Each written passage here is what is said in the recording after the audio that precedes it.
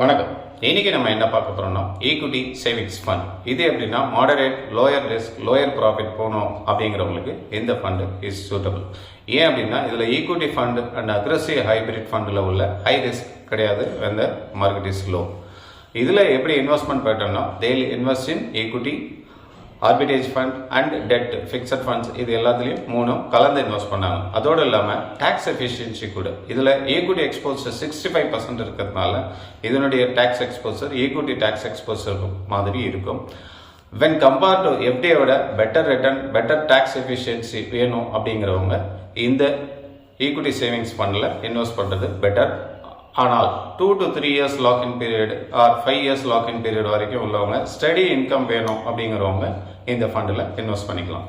மேலே ஏதாவது டவுட்டுக்கு எங்களை கான்டாக்ட் பண்ணுங்கள். நன்றி, வணக்கம்.